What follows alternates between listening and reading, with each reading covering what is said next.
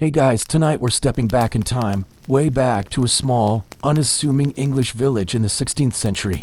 Imagine, if you will, the gentle, rhythmic creak of cartwheels on a muddy track, the distant bleating of sheep, and the faint, earthy smell of wood smoke hanging in the damp air.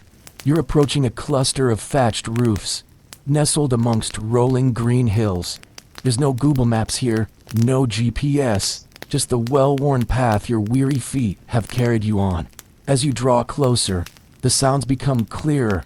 A dog barks, a blacksmith's hammer rings in the distance, and perhaps the murmur of voices drifts on the breeze. This isn't some grand castle or bustling city. It's a humble, self-sufficient world where life moves at the pace of the sun and the seasons.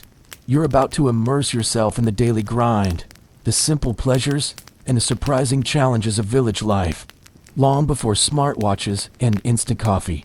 Be warned, though, with no modern medicine, central heating, or even basic plumbing, you probably wouldn't survive a week here without a serious culture shock. So, before you get comfortable, take a moment to like the video and subscribe, but only if you genuinely enjoy what I do here. Let me know where you're listening from, and what time it is for you. Now, dim the lights, maybe turn on a fan for that soft background hum, and let's ease into tonight's journey together.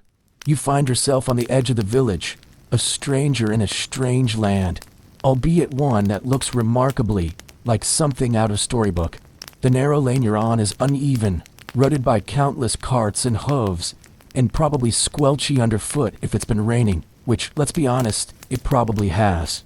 Your shoes, if they're anything like the sturdy, buckled leather footwear of the era, are already caked in mud. As you walk deeper into the village, you pass small, enclosed gardens, their fences woven from wattles or rough-hewn wood, protecting cabbages and herbs from wandering livestock. The houses themselves are modest, timber-frame structures, their walls filled with wattle and daub, a mixture of woven sticks and mud, often plastered over and whitewashed. The roofs, as you noticed, are thick layers of thatch, providing surprisingly good insulation, both from the cold and the summer heat, though they were also prime real estate for mice and other small critters. Imagine waking up to the gentle patter of tiny rodent feet above your head. Not quite the luxury hotel experience, is it? The air carries a symphony of smells. The sweet scent of wood smoke from countless hearths, the earthy aroma of damp soil and growing plants, and inevitably the not-so-sweet tang of animal waste from the chickens, pigs, and sheep that wander freely, or are kept in small pens near the homes. This isn't a place of pristine pavements and manicured lawns. It's a living, breathing, working landscape where humans and animals coexist in close proximity. You might see a cow being led down the lane, or a flock of geese waddling past the cottage door. Children, probably barefoot and certainly grubby-faced, might pause their games to stare at you, a new face in their familiar world. Their clothes are simple, made from wool or linen, often undyed or in muted, earthy tones, practical for a life of manual labor and frequent encounters with dirt. One mainstream historical fact about these villages is that they were primarily agrarian communities, with the vast majority of the population engaged in farming. The rhythm of life was dictated by the seasons, by planting and harvesting, rather than by factory whistles or office hours. A quirky or fringe tidbit you might notice is the importance of the village pond, not just for animals to drink from, but often as the primary source of water for the villagers themselves, used for everything from cooking to washing clothes. Imagine doing your laundry in water that cows have just had a good long drink from. Charming, isn't it? Historians still argue whether the perceived simplicity of this life truly equated to a more peaceful existence, or if it was simply a constant struggle against the elements and disease. As the sun begins its slow descent towards the horizon, painting the sky in shades of orange and purple, you realize that your introduction to 16th century village life has only just begun. The day is winding down for some, but for others, there are still chores to be done before darkness fully settles. As the first rays of dawn pierce through the thick glass of your tiny, leaded window, or perhaps just through the gaps in the wattle and daub, you're jolted awake not by an alarm clock, but by the insistent crowing of a rooster and the lowing of nearby cattle. There's no hitting the snooze button here. The world outside is already stirring, and so must you. Your bed, if you're fortunate, is a simple wooden frame strung with ropes, topped with a straw mattress, or perhaps a more comfortable feather bed if your family has a bit of extra coin. It's surprisingly cozy, but the chill of the morning air quickly reminds you that central heating is centuries away. The first order of business is often to rekindle the fire in the hearth. If the embers from last night have survived, it's a quick task with some kindling and a puff of your breath. If not, you'll be fumbling with a flint and steel, trying to catch a spark on tinder. A frustrating process that makes you appreciate modern matches and lighters with a newfound reverence. Smoke fills the single, main room of your cottage before finding its way out through a hole in the roof or a rudimentary chimney. This isn't just for warmth. It's also where all your cooking happens. Once the fire's roaring, or at least smoldering with a purpose, you might attend to personal ablutions. Forget hot showers, in-scented soaps. A basin of cold water, perhaps drawn from that village pond or nearby well, is your only option for washing. You splash your face, maybe run a damp cloth over your hands, and that's about it for morning freshness. Personal hygiene, by modern standards, was a far simpler affair. Toothbrushes were non-existent, though some might rub their teeth with a rough cloth or chew on herbs to freshen their breath. Imagine going through your entire life without ever visiting a dentist. It certainly puts a new spin on bad breath. Your clothes for the day are likely the same ones you wore yesterday, and probably the day before that. Washing clothes was an arduous, time-consuming task, often done only a few times a year. So, layers of wool and linen, worn until they were truly dirty, were the norm. You might pull on a simple tunic or smock, perhaps an apron, and sturdy hose or leggings. Shoes are heavy leather, designed for practical use in muddy fields and on uneven tracks, not for fashion. Outside, the village is fully awake. You hear the rhythmic clatter of a hand loom from a nearby cottage, the distant bleating of sheep being driven to pasture, and the chatter of women already heading to the well or communal washing areas. Children, even young ones, are often given simple chores, collecting kindling, feeding chickens, or perhaps minding younger siblings. There's no concept of a lazy morning in a 16th century English village. Every able body has a role to play in the family survival. One mainstream historical fact is that the vast majority of people lived in multi-generational households, with grandparents, parents, and children often sharing a single room or cottage. A quirky tidbit you might notice is the common use of chamber pots, which would then be emptied, often onto a dung heap or into the street, leading to some rather pungent village aromas. Historians still argue whether the concept of personal space, as we understand it today, even existed in these cramped living conditions. As the sun climbs higher, illuminating the dew-kissed fields, you feel the rumble in your stomach, a reminder that it's time to think about the first and often most substantial meal of the day. The aroma of wood smoke, mingled with the earthy scent of freshly baked bread, hangs heavy in the morning air, a tantalizing invitation to the most important meal of the day. Breakfast, or dinner, as it was sometimes called then, is a hearty affair, designed to fuel a long day of physical labor. Forget your delicate pastries and single-origin coffee. This is simple, sustaining fare, built around the bounty of the land and the ingenuity of the cook. The centerpiece of your morning meal is likely a thick, dark loaf of bread, made from rye or barley, baked in a communal oven or over the hearth. It's dense and chewy, a far cry from the fluffy white loaves we're used to, but it's filling and provides the necessary carbohydrates for a day of toil.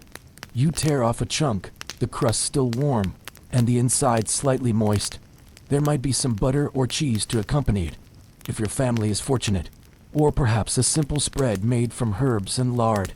Alongside the bread, you might have a bowl of pottage, a thick, stew-like concoction made from whatever vegetables are in season. Turnips, onions, beans, perhaps some cabbage. It's cooked in a large pot over the fire, simmering for hours, and often includes scraps of meat, if available, to add flavor and protein. This is the ultimate one-pot meal, economical and nourishing. though perhaps not the most exciting culinary experience. Imagine eating the same stew, day after day, for weeks on end. You'd start to crave a takeout menu pretty quickly. Drink is simple: water, ale, or perhaps cider, depending on the region and the time of year. Ale is a weak beer, often brewed at home, and is a common beverage for both adults and children, as it's considered safer to drink than water, which could be contaminated. Cider, made from apples, is another popular choice, especially in areas with orchards. Lunch, or luncheon, is a lighter meal, often eaten in the fields or wherever work takes you.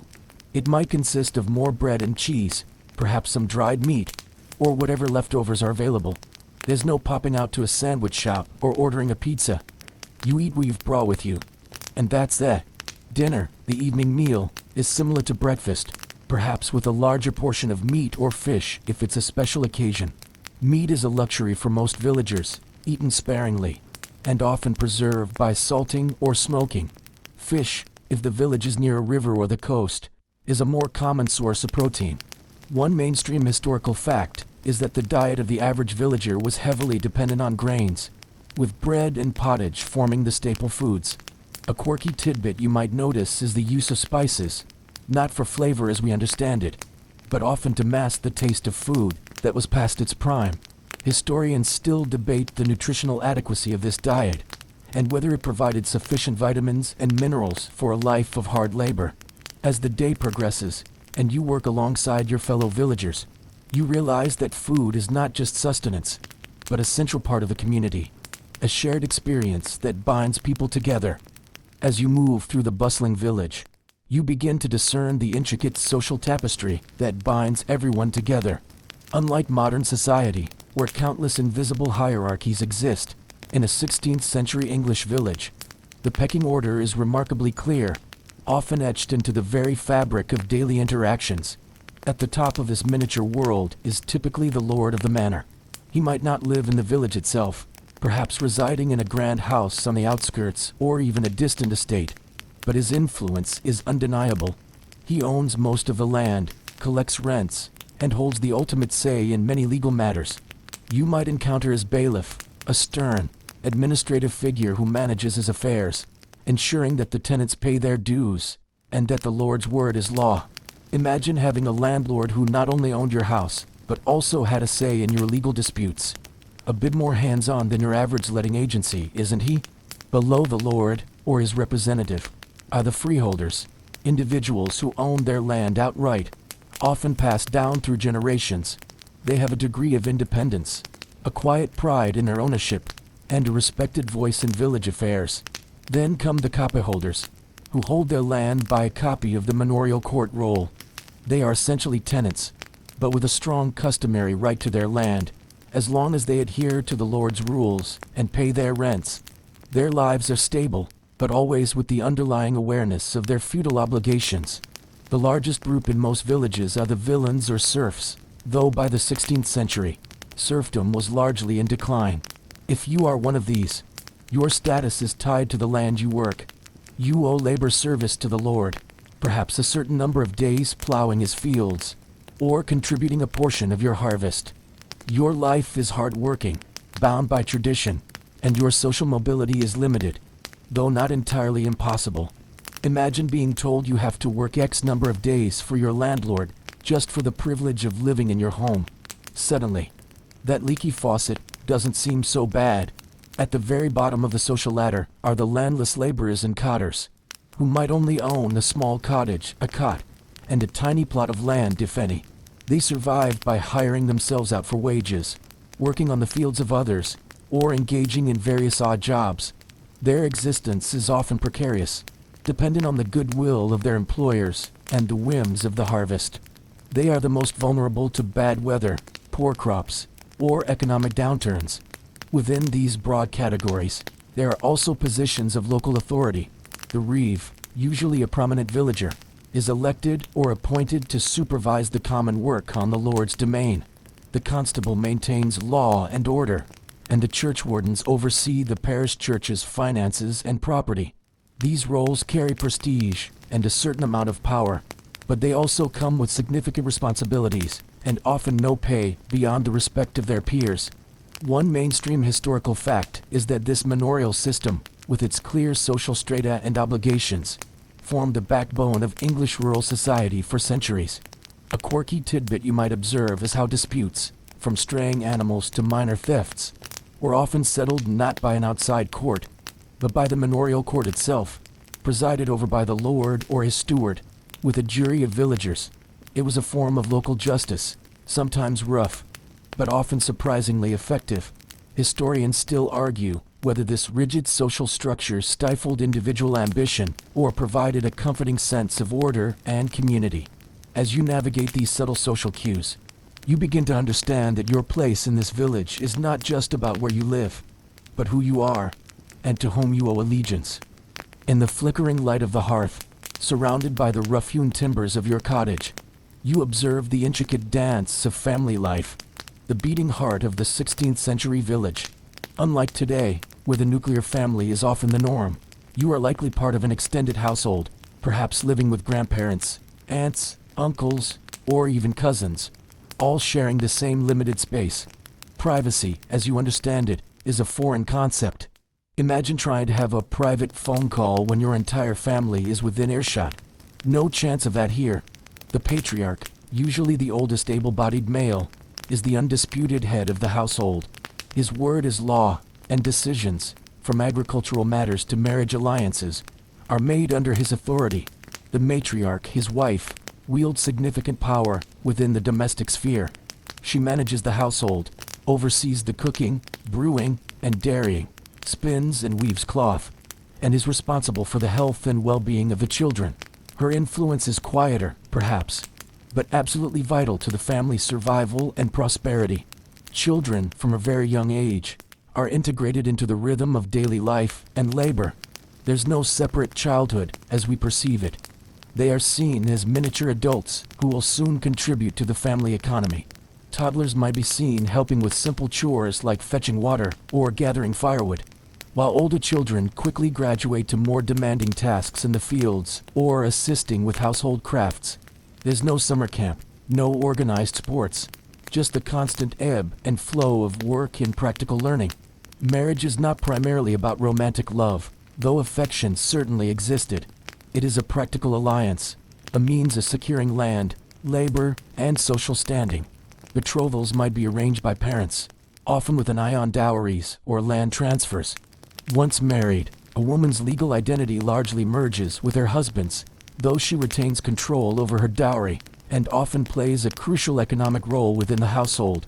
Divorce is almost unheard of, and separation is rare.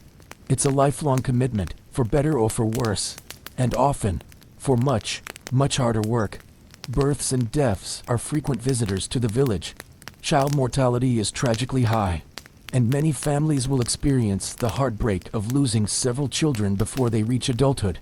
Illnesses that are easily treatable today, like simple infections, can be fatal. This stark reality shapes attitudes towards life and death, fostering both a deep resilience and a profound reliance on faith.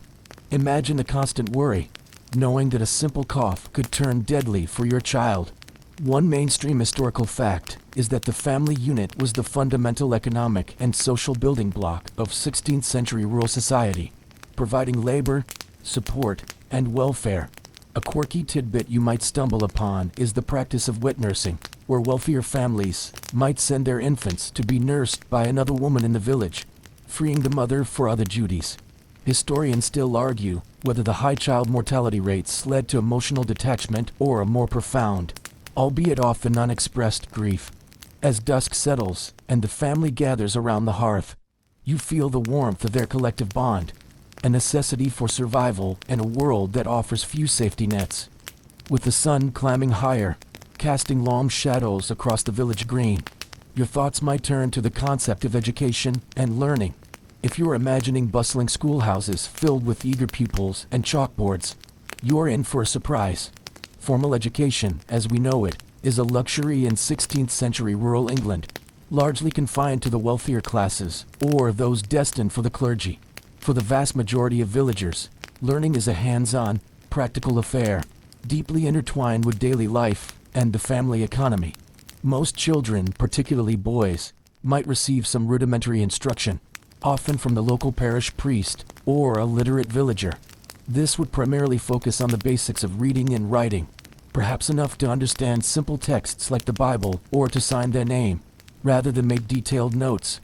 Arithmetic would be learned through necessity, counting livestock, measuring grain, or calculating payments. There are no standardized tests here, no report cards, just the raw need to function within an often illiterate society. Imagine trying to explain algebra to someone whose entire understanding of numbers comes from counting sheep. It's a different kind of smart. Girls, even less likely to receive formal schooling, would learn essential domestic skills from their mothers and other female relatives. This practical education encompassed everything from cooking and brewing to spinning wool, weaving cloth, making soap, and tending to the garden. These were not just household chores, but vital economic activities that contributed directly to the family's survival. A woman's skill in these areas was highly valued, essential for managing a productive household. For those destined for a trade, learning was an apprenticeship. A young boy, or sometimes a girl, would be sent to live with a master craftsman, a blacksmith, a carpenter, a weaver, for several years. During this time, they would learn the trade by observing, assisting, and slowly mastering the skills under the watchful eye of their mentor. This hands-on training was intense and immersive, preparing them not just for a job, but for a lifelong vocation. It's a bit like a real-life, much longer version of a reality TV show apprenticeship, but without the cameras or the dramatic eliminations. The most widespread form of learning, however, came through oral tradition and community knowledge. Stories, ballads, proverbs, and practical advice were passed down through generations, shaping beliefs, social norms, and agricultural practices. Villagers learned about local history, folklore, and the changing seasons through shared experiences and the wisdom of their elders. The church also played a significant role, with sermons and religious texts conveying moral lessons and shaping worldviews, even for those who couldn't read them directly. One mainstream historical fact is that literacy rates in rural areas were significantly lower than in towns and cities, with a vast majority of the population remaining illiterate. A quirky tidbit you might encounter is the use of hornbooks, simple wooden paddles with a sheet of paper, often with the alphabet and the Lord's Prayer, covered by a thin layer of translucent horn, used for early reading instruction. Historians still argue whether the lack of widespread formal education limited intellectual development or simply channeled it into more practical, community-focused forms of intelligence. As the day unfolds, you realize that knowledge in this world isn't about accumulating facts from books, but about mastering the skills necessary to thrive in your immediate environment. As you trudge through the village, observing the daily routines, a subtle but pervasive awareness begins to settle over you. The ever-present shadow of health and hygiene. This isn't a world of gleaming hospitals, sterile operating rooms, or even basic painkillers beyond herbal remedies. Your body is a fragile vessel, constantly exposed to ailments that modern medicine has long since conquered. The average lifespan is significantly shorter than what you're accustomed to, and childhood illnesses are a terrifying lottery. Imagine facing a persistent toothache with no dentist in sight, or a bad cough turning into something far more sinister without antibiotics. It truly puts a new perspective on a bad day. Public hygiene, by today's standards, is almost non-existent. Waste, both human and animal, is often thrown into the streets or onto dung heaps, attracting flies and vermin. The village pond or stream, as you remember, serves multiple purposes, from drinking water to washing clothes, often leading to contamination. Personal cleanliness is a luxury. While people did wash, it was often with cold water and limited soap, and full-body bathing was infrequent, typically only a few times a year. Body odor is simply a fact of life, and perfumed pomanders or sweet-smelling herbs are often carried to mask stronger smells. When illness strikes, remedies are largely based on folk medicine, herbal lore, and superstition. The local wise woman or cunning man might be consulted, possessing knowledge of medicinal plants and traditional healing practices. For common ailments like fevers, coughs, or cuts, poultices, herbal infusions, and bloodletting, a surprisingly common, though often ineffective, treatment might be employed. Imagine being prescribed a leak poultice for sprain. Might work, might not, but definitely smells like dinner. Illness is often attributed to imbalances in the body's humors: blood, phlegm, yellow bile, black bile.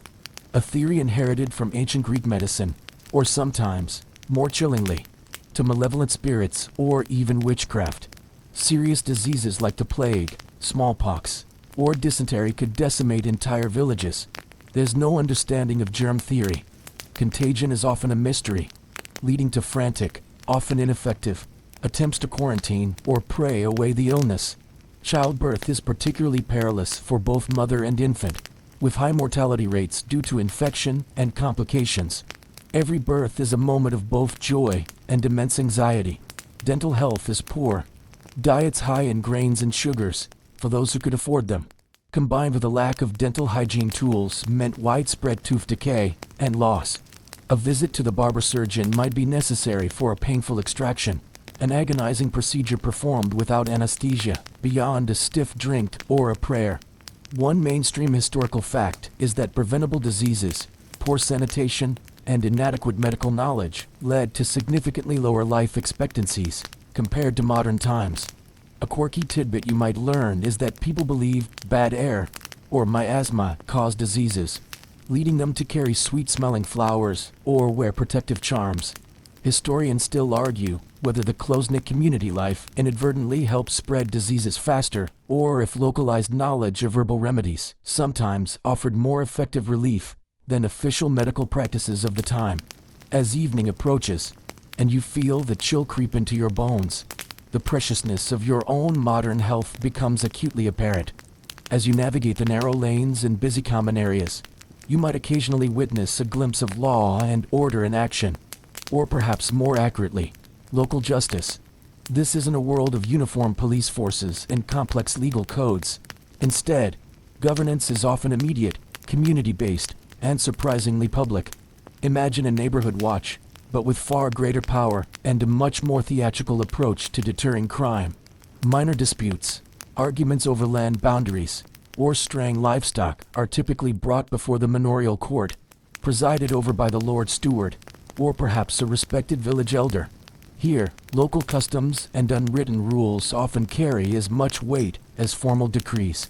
Villagers themselves might serve on juries, deciding the fate of their neighbors. It's a system designed to maintain peace within the community and to uphold the authority of a lord of the manor. The goal is often resolution and deterrence, rather than strict punishment or rehabilitation as we might understand it. For more serious offenses, such as theft or assault, the village constable would be involved. This position, often held by a local villager who took on the role for a year or so, was unpaid and carried significant responsibility. The constable's job was to apprehend offenders, often with the help of other villagers if the situation warranted it, and to present them to the manorial court or, for graver crimes, to a higher court in the nearest town. Imagine being tasked with arresting someone in your village, without a squad car or even handcuffs.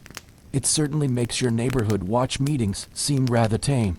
Punishments, when meted out, were often designed to be public and humiliating, serving as a deterrent to others. For minor offenses, fines were common, often paid in goods or labor rather than coin. But for more significant transgressions, you might witness someone in the stocks or pillory in the village square, subjected to the jeers and rotten vegetables of their neighbors. It's a stark reminder that your reputation and your public image are everything in this close-knit community. For serious crimes, physical punishments, such as whipping or even executions, would be carried out by higher authorities, typically outside the village itself. There's no formal prison system as we understand it for holding petty criminals. Instead, offenders might be temporarily held in a local lockup or simply placed under watch until their case could be heard. The emphasis is on immediate consequences and the visible demonstration of justice. The boundaries between secular law and moral law, often enforced by the church, were also somewhat blurred. Transgressions against religious doctrines might be dealt with by the church courts, adding another layer to the system of accountability. One mainstream historical fact is that local justice was deeply embedded in the daily lives of villagers. with informal social controls often as powerful as formal legal structures. A quirky tidbit you might notice is the concept of hue and cry, where if a crime was witnessed, any villager could raise an alarm, and all able-bodied men were expected to join the pursuit of the offender. Historians still argue whether this system, reliant on community participation, was more effective at preventing crime than modern, more centralized policing. As you retire for the night, the weight of collective judgment and the pervasive need to maintain good standing within the community feels palpable. As you navigate the narrow lanes and busy common areas, you might occasionally witness a glimpse of law and order in action, or perhaps more accurately, local justice. This isn't a world of uniform police forces and complex legal codes. Instead, governance is often immediate, community-based, and surprisingly public. Imagine a neighborhood watch, but with far greater power and a much more theatrical approach to deterring crime. Minor disputes, arguments over land boundaries, or straying livestock are typically brought before the manorial court, presided over by the Lord Steward, or perhaps a respected village elder. Here, local customs and unwritten rules often carry as much weight as formal decrees. Villagers themselves might serve on juries, deciding the fate of their neighbors. It's a system designed to maintain peace within the community and to uphold the authority of a lord of the manor. The goal is often resolution and deterrence, rather than strict punishment or rehabilitation as we might understand it.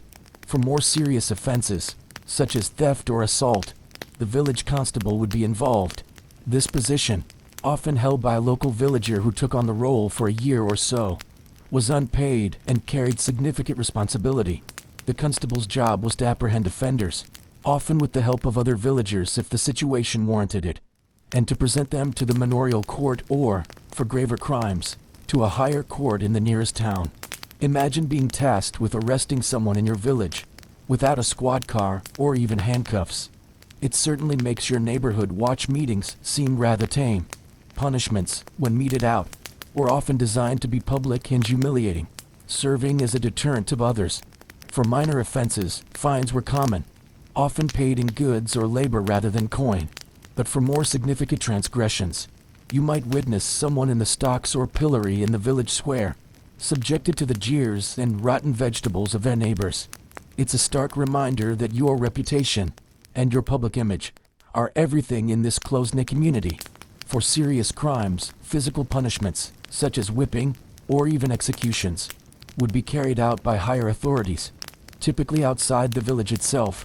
There's no formal prison system as we understand it for holding petty criminals. Instead, offenders might be temporarily held in a local lockup or simply placed under watch until their case could be heard. The emphasis is on immediate consequences and the visible demonstration of justice. The boundaries between secular law and moral law, often enforced by the church, were also somewhat blurred. Transgressions against religious doctrines might be dealt with by the church courts, adding another layer to the system of accountability. One mainstream historical fact is that local justice was deeply embedded in the daily lives of villagers, with informal social controls often as powerful as formal legal structures. A quirky tidbit you might notice is the concept of hue and cry, where if a crime was witnessed, any villager could raise an alarm, and all able-bodied men were expected to join the pursuit of the offender. Historians still argue whether this system, reliant on community participation, was more effective at preventing crime than modern, more centralized policing. As you retire for the night, the weight of collective judgment and the pervasive need to maintain good standing within the community feels palpable. As you step outside your cottage, the sun already warm on your face, the true heart of the 16th century village reveals itself, the fields. This is where the vast majority of villagers spend their days, their lives inextricably linked to the rhythms of the earth and the capricious whims of the weather. Forget vast, geometrically precise modern farms. These are often open fields, divided into long, narrow strips, each family holding scattered parcels across different areas to ensure everyone shared in the good and bad land. Imagine trying to keep track of your tiny plots of land, interspersed among your neighbors, without a single map or GPS. It sounds like a bureaucratic nightmare, doesn't it? Your day begins early, often before dawn. especially during planting or harvest seasons. You might be guiding a plow, pulled by a team of oxen or sturdy horses, slowly turning over the heavy soil. This isn't a tractor that does all the work for you. It's a strenuous, back-breaking task that demands strength and endurance. The clatter of the wooden plow, the lowing of the animals, and the shouts of the plowmen are the soundtrack of the early morning. Once the fields are plowed, the next stage is sowing. You might walk the furrows, scattering seeds by hand, hoping for a good yield.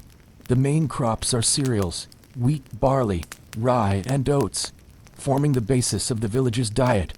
Imagine the anxiety of planting, knowing that your family's sustenance for the entire year depends on the success of this single crop. One bad harvest could mean widespread hunger. Throughout the growing season, there's constant work, weeding, fertilizing, often with animal dung, and protecting the crops from pests and scavenging animals. Children are often tasked with scaring away birds, a monotonous but essential job. The air is thick with the scent of damp earth, growing plants, and the occasional waft from a passing animal. Harvest time is the most crucial period, a frantic rush of communal effort. Men and women, young and old, all participate, cutting the right grain with sickles, binding it into sheaves, and stacking it into shocks. It's hard, relentless work under the summer sun, but there's also a powerful sense of camaraderie and shared purpose. After the harvest, the grain would be threshed to separate the kernels from the stalks, either by flailing or by animals treading on it, then winnowed to remove the chaff. This laborious process makes you appreciate just how easy it is to buy a loaf of bread today. Beyond the main fields, there are also common lands, pastures for grazing animals, and woodlands for collecting firewood and timber. These communal resources are vital, but their management can also be a source of dispute among villagers. One mainstream historical fact is that the vast majority of the population were directly engaged in agriculture, with the land being the primary source of wealth and sustenance. A quirky tidbit you might learn is the practice of gleaning, where after the harvest, the poor and landless were permitted to walk the fields and collect any leftover ears of grain, ensuring no food went to waste. Historians still argue whether the open field system was an efficient method of farming or a traditional practice that sometimes hindered innovation and productivity. As evening falls, and you feel the ache in your muscles from a day spent tilling the soil, you understand the deep connection between the land and life itself. Stepping away from the vast expanse of the open fields, you enter the more intimate world of the village itself, where the rhythmic sounds of agricultural labor give way to the more precise, deliberate noises of crafts and trades. While everyone in the village might be involved in farming to some extent, certain individuals possess specialized skills vital to the community's self-sufficiency. This isn't a place of mass production.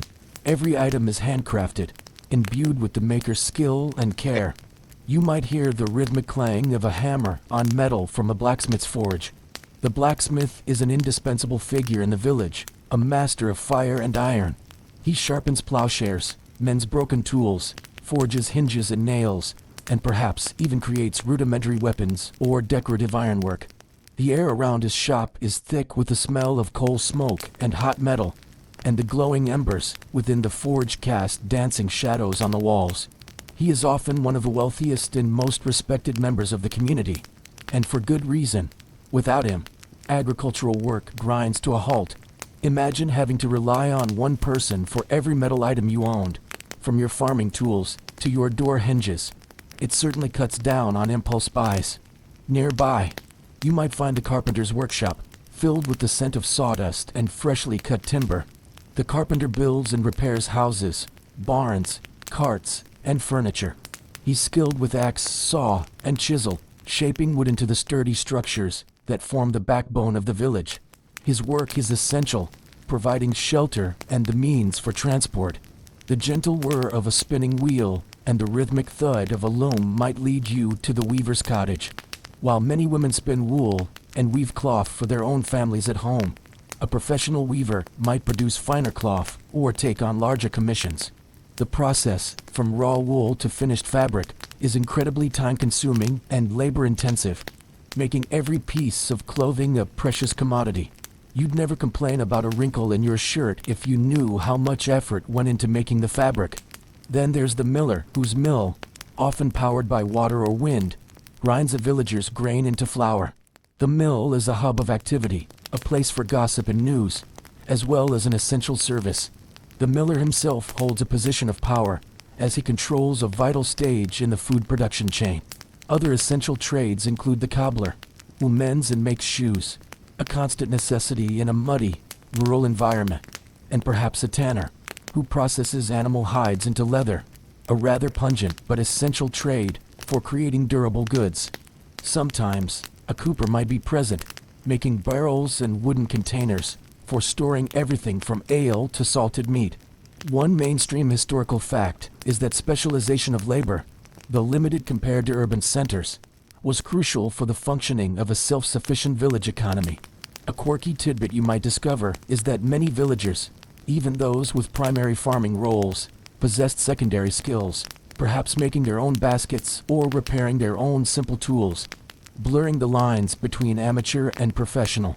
Historians still argue whether the relatively slow pace of technological advancement in these villages was due to a lack of innovation or a pragmatic resistance to change that might disrupt established social structures. As the sun sets and the workshops grow quiet, you appreciate the collective ingenuity and skill that allows this small community to sustain itself, largely independent of the outside world. As the sun begins its slow descent, painting the sky in hues of orange and purple, your attention inevitably turns to the most imposing structure in the village, the church. In the 16th century, especially in rural England, the church is far more than just a place of worship. It is the absolute bedrock of community life, the spiritual and often social center around which everything revolves. Imagine a building that serves as your moral compass, your social club, your news bulletin board, and sometimes even your makeshift hospital. It certainly put Sunday service into a new light, didn't it?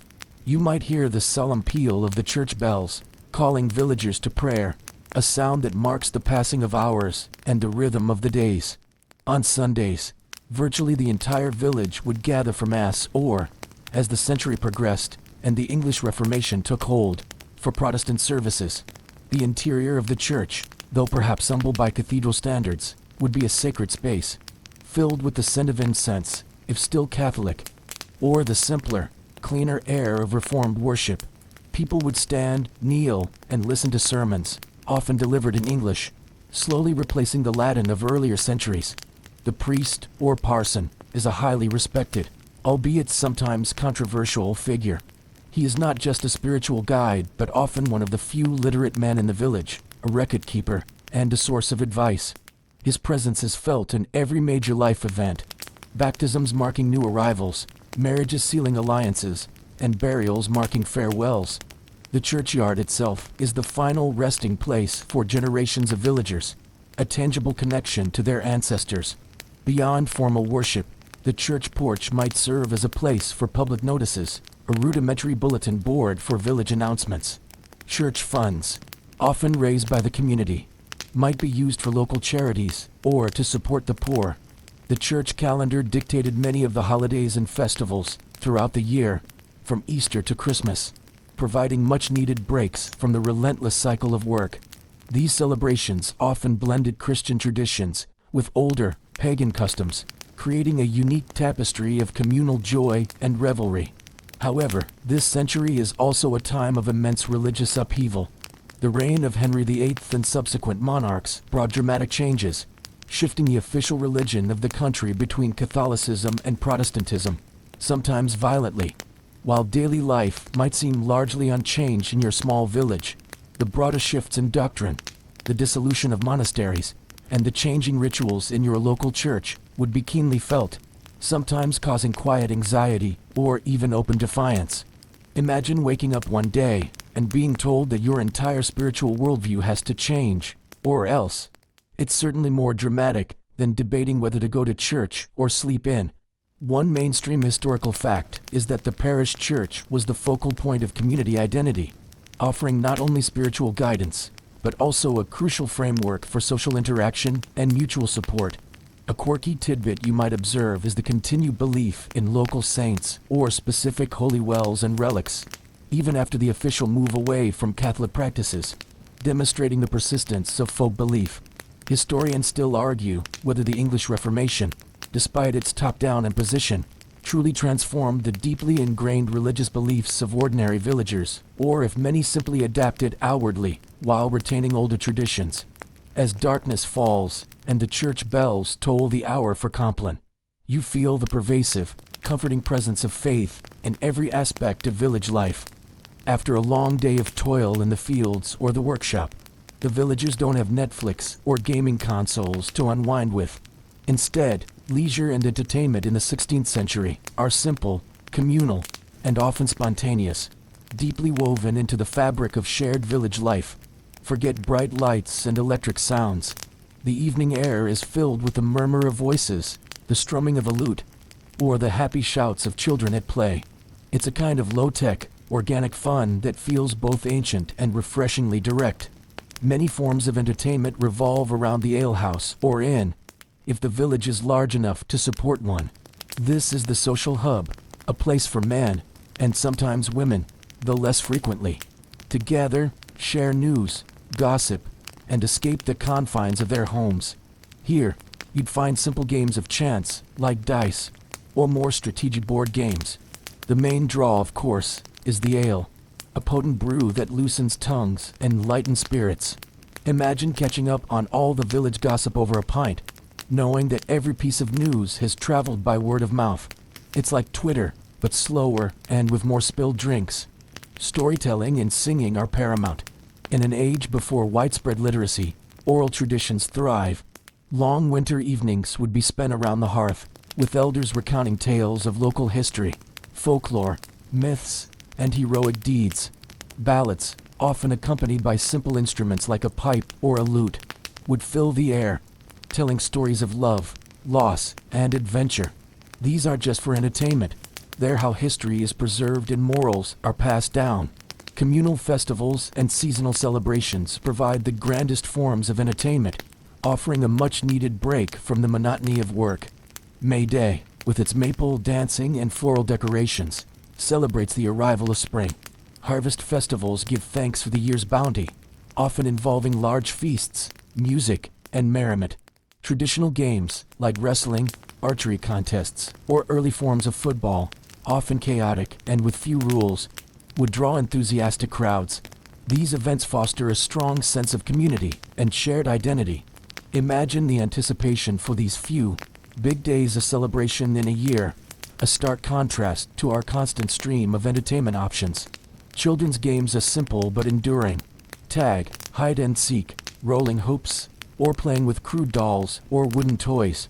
Their imagination is their greatest toy box, transforming the village green into a battlefield or a magical forest.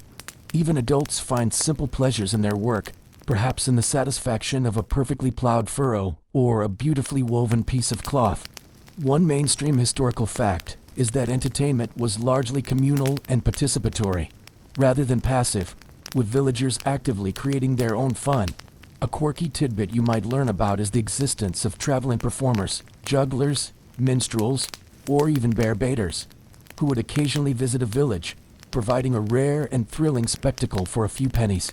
Historians still argue whether the relative simplicity of these leisure activities fostered stronger community bonds or simply reflected a lack of options in a hard-working existence. As the last echoes of laughter fade from the village green, you realize that joy, even in its simplest forms, is a precious commodity. As you move through the everyday hum of the village, you might occasionally catch a glimpse of the outside world, a merchant passing through, or a traveler on horseback. These fleeting encounters underscore a stark reality. Travel and communication in the 16th century are slow, arduous, and often dangerous. Forget hopping on a train or making a quick phone call. Your world is remarkably contained, and news from beyond the next village often arrives weeks, if not months, after the event. It's like living in a permanent state of dial-up internet, but with actual mud and highwaymen. Roads a little more than dirt tracks, often deeply rutted by cartwheels and animal hooves, turning into quagmires in wet weather. Bridges are scarce, and rivers must often be forded. Journeys of even a few dozen miles could take days, fraught with challenges. You travel on foot, or if you were wealthier, on horseback. Carts, pulled by oxen or horses, transport goods, moving at a snail's pace. Imagine a journey from London to a rural village, taking longer than a modern transatlantic flight. Communication follows the pace of travel. There's no postal service as we know it for ordinary people. Letters, if sent at all, would be carried by merchants, travelers, or special messengers. News spreads primarily by word of mouth, relayed from person to person, often embellished or distorted along the way. The weekly market in the nearest town is a vital source of information, where villagers can exchange goods, gossip, and hear news from further afield. The alehouse, as you remember, is another informal news hub, a place where rumors and official decrees alike trickle down. This limited communication means that villages are often quite isolated, developing their own unique customs, dialects, and even superstitions. News of national events, royal decrees, wars, major births or deaths would eventually reach them, but often after significant delay and filtered through local interpretation. For most villagers, their world extends only as far as the nearest market town and the surrounding parishes. They might live their entire lives without ever venturing more than 20 or 30 miles from their birthplace. The dangers of travel are ever present. Highwaymen or simple bandits posed a threat, especially on isolated roads. The elements themselves could be lethal, with travelers caught in sudden storms or floods. Crossing unfamiliar territory, especially without proper maps, which were rare and often inaccurate, was a perilous undertaking. You wouldn't embark on a long journey without serious consideration and preparation. One mainstream historical fact is that geographical isolation significantly shaped rural life, fostering strong local identities and self-reliance. A quirky tidbit you might learn is the use of wayfaring trees or prominent landmarks, rather than signposts, to navigate roads, with local knowledge being far more important than any written map. Historians still argue whether this relative isolation fostered greater community cohesion or merely reinforced local prejudices and limited broader intellectual exchange. As the moon rises, casting a silver glow over the silent lanes, you appreciate the quiet stillness, knowing that the outside world, with its unpredictable news and distant dramas, largely remains at bay. As you settle into the rhythm of village life, you realize that its heartbeat is synchronized with the relentless, yet comforting, march of the seasons and celebrations. Far more than just changes in temperature, each season dictates the specific tasks, the available food, and the communal festivities that punctuate the year. There's no escaping nature's calendar here. Your very survival depends on heeding its ancient commands. It's like living in a very slow, very earthy version of Groundhog Day, but with more mud. Spring arrives with a sense of renewal and urgent activity. The muddy lanes begin to dry, and the days lengthen. This is the time for plowing and sowing the new crops, a period of intense labor and hopeful anticipation. The return of migratory birds, the budding of trees, and the first appearance of wildflowers are eagerly awaited signs of rebirth after the lean winter months. Lambing season is crucial, bringing new life and the promise of future wool and meat. Folk celebrations like May Day, as you remember, with its dancing around the maypole, welcome the warmth and fertility of the earth, often blending ancient pagan rites with Christian traditions. Summer brings the long days and the most demanding work. The hay harvest in early summer, and then the monumental grain harvest in late summer. As discussed, the air buzzes with activity. The sun beats down on weary backs, and every able hand is needed in the fields. Despite the hard work, there's a lightness in the air, a joy in the abundance of fresh produce from gardens and fields. This is also a time for outdoor gatherings, perhaps simple games on the village green, or quiet evenings under the stars. As the leaves begin to turn and the air grows crisp, autumn marks a shift from planting and growing to gathering and preserving.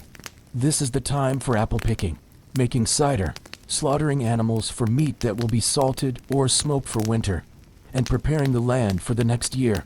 It's a period of intense industry, securing the village's survival through the colder months.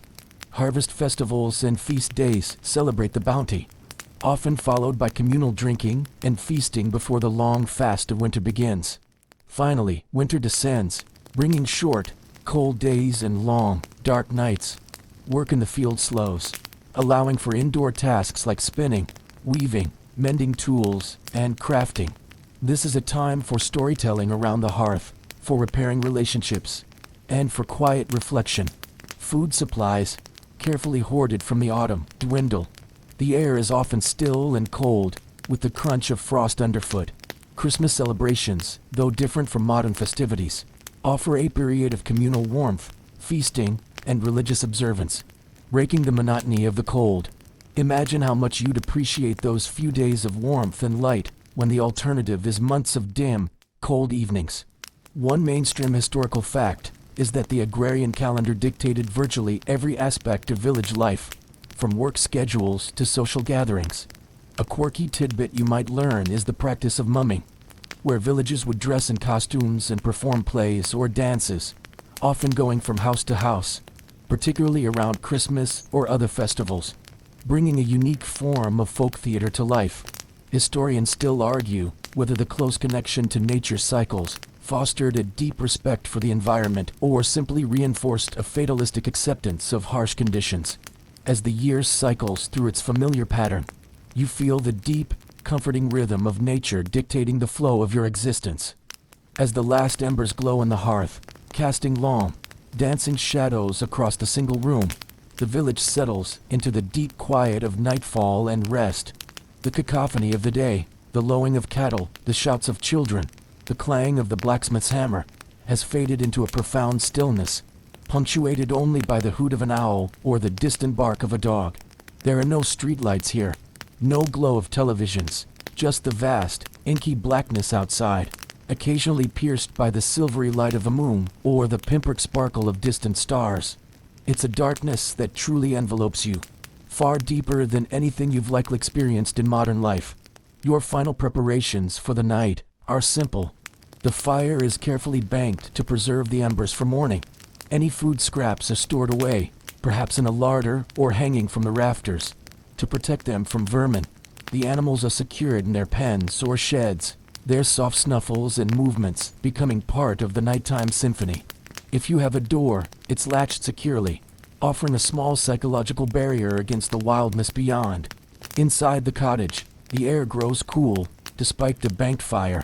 Families would huddle together, perhaps sharing a single bed, or lying on straw mattresses on the floor. Warmth is a collective effort, with bodies pressed together, sharing what little heat they generate. There's a comforting sense of security in this communal sleep, a shared vulnerability against the cold and the unknown. Imagine trying to get your personal space here. It's a concept that simply doesn't exist when survival dictates closeness. Sleep, for many, is a fractured affair. There's no expectation of 8 hours of uninterrupted slumber. People often experienced first sleep and second sleep, waking for a few hours in the middle of the night to tend to the fire, perform small chores, or simply reflect before drifting back to sleep until dawn. This ancient pattern of biphasic sleep, common before artificial lighting became widespread, highlights a different relationship with the night. Dreams, no doubt, are filled with the day's labors, the anxieties of a harvest, or perhaps the vivid imaginings sparked by an elder's tale. The sounds of the night, the rustle of leaves, the distant cry of an animal, the soft breathing of your family, become a lullaby, a constant reminder of your connection to the natural world. One mainstream historical fact is that artificial light sources were extremely limited, making night a period of near-total darkness, fundamentally altering human sleep patterns. A quirky tidbit you might learn is that before going to sleep, many villagers would perform a simple prayer or ritual, seeking protection from evil spirits or bad dreams, reflecting a deep-seated belief in the unseen world. Historians still argue whether this biphasic sleep pattern was a biological adaptation to light levels or a cultural practice shaped by the demands of agrarian life. As the final vestiges of the day fade and the silence deepens, you drift into a deep, heavy slumber, utterly exhausted by the simplicity and demands of life in a 16th-century English village. And so, as the faint glow of the distant stars seems to whisper secrets from a time long past, you feel the profound silence of the 16th-century English village envelop you completely. The struggles, the simple joys, the constant rhythm of the seasons, they all fade into the gentle hum of your own quiet breathing. You've walked in their footsteps, felt the chill of their mornings, and shared in their hard-won triumphs.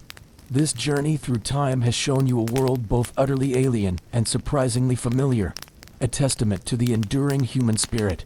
Now, let your mind drift from the muddy lanes and thatched roofs, from the crackling hearths and the distant toll of church bells. Allow the echoes of history to recede, becoming a soft, comforting backdrop to your own peaceful night. The stories are told, the day's done, and the long slumber of centuries stretches before you. Just let go and sink into the profound quiet.